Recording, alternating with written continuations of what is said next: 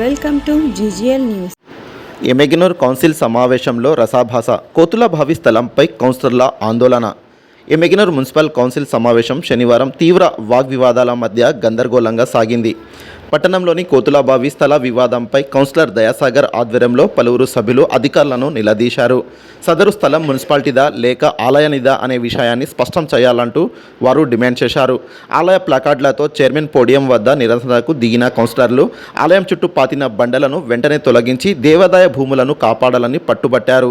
దీంతో రంగంలోకి దిగిన మున్సిపల్ చైర్మన్ రఘు ఆ బండలను తొలగించాలని అధికారులను ఆదేశించారు. సభ్యుల మధ్య చెలరేగిన వాదోపవాదనలతో సభలో ఉద్రిక్తత నెలకొన్నప్పటికీ చివరికి చైర్మన్ హామీతో సమావేశం ముగిసింది.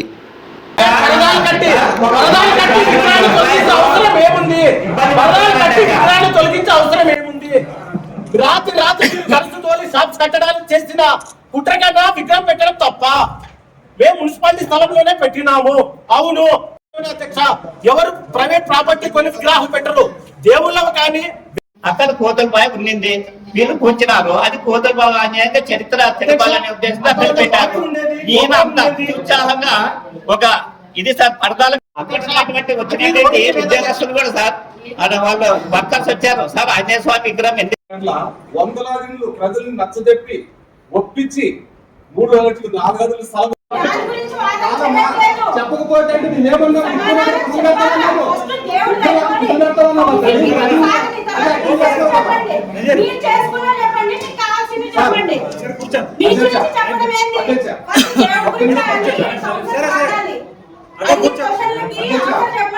చెప్తాలేమో కూర్చోండి.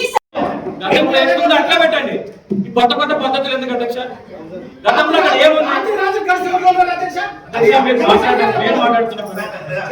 గతంలో అక్కడ పెడితే ఈ సమస్యలు రావు అధ్యక్ష.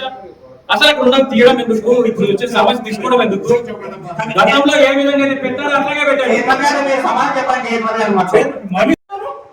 అత్తుబాటుతో అత్తుబాటు ఆ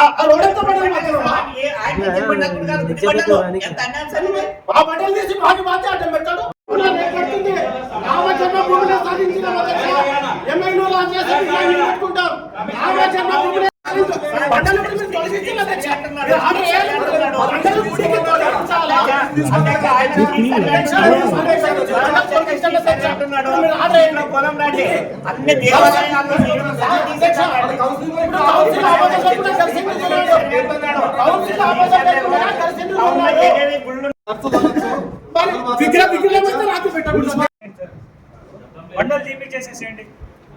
కౌన్సిల్ ఏదైతే ఆమోదిస్తారో